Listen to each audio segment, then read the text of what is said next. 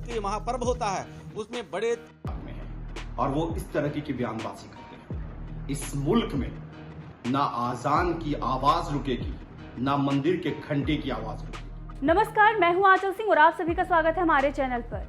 कर्नाटक और महाराष्ट्र के बाद अब बिहार में भी लाउड स्पीकर से बजाए जाने वाले अजान पर तलवारें खिंच गई हैं। बिहार सरकार में मंत्री और भाजपा के नेता जनक राम ने लाउड स्पीकर से बजाए जाने वाले अजान को लेकर बयान क्या दिया। जीतन राम मांझी की पार्टी हिंदुस्तानी आवाम मोर्चा के प्रवक्ता दानिश रिजवान भड़क गए, यहां तक कि उन्होंने धमकी भी दे दी कि हैसियत है तो अजान रोक कर दिखाओ।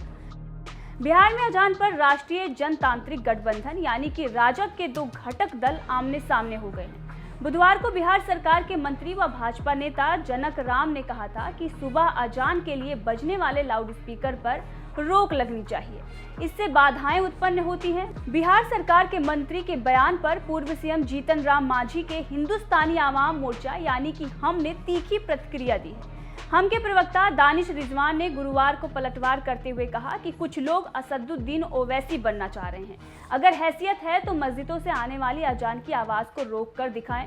दरअसल मुजफ्फरपुर में बिहार सरकार के मंत्री जनक राम ने बयान दिया था कि होली, दिवाली, छठ और हिंदुओं के पर्वों में ऊंची आवाज में लाउड स्पीकर बजाने पर रोक लगा दी जाती है, यहां तक कि गाड़ी चलाने पर भी प्रतिबंध लगा दिया जाता है।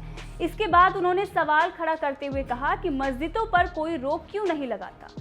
जनक राम ने कहा कि मस्जिदों के आसपास अन्य समुदाय के परिवार भी रहते हैं, इसमें भारी संख्या में छात्र छात्राएं भी हैं। लाउड स्पीकर से आने वाली आवाज से सभी धर्मों के लोग परेशान होते हैं। उन्होंने कहा कि मस्जिद से लाउड स्पीकर बजाने पर रोक होनी चाहिए।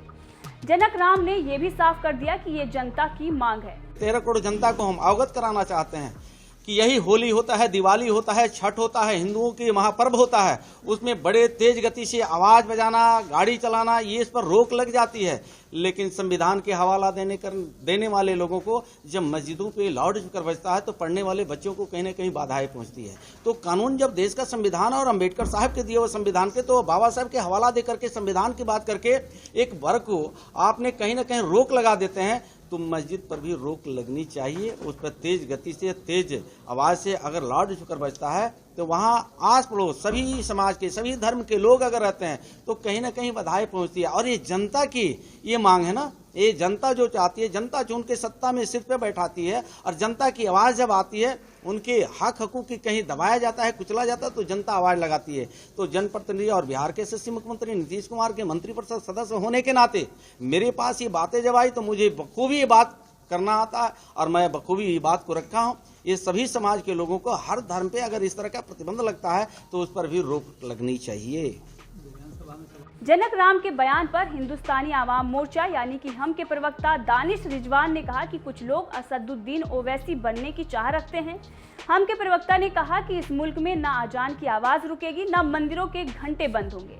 दिन ओवैसी बनने के फिराक में है और वो इस तरह की बयानबाजी करते हैं। इस मुल्क में ना आजान की आवाज रुकेगी, ना मंदिर के घंटे की आवाज रुकेगी। जिसकी हैसियत है रोक के दिखाए।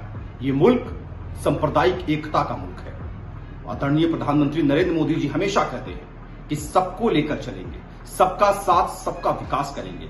कुछ लोग आदरणीय प्रधानमंत्री नरेंद्र मोदी जी का सपना तोड़ना चाहता है। उन्हें पता नहीं है कि वो खुद टूट जाएंगे।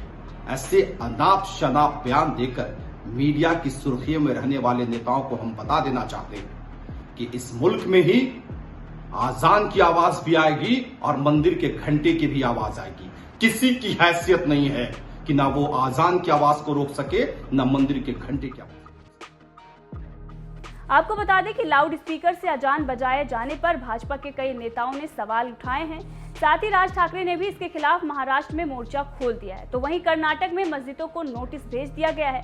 इस मामले पर प्रसिद्ध गायिका अनुराधा पौडवाल का भी बयान आ गया है। उन्होंने कहा है कि जब मुस्लिम देशों में लाउड स्पीकर से अजान नहीं होती तो भारत में क्यों हो रही है, ये बंद होना चाहिए।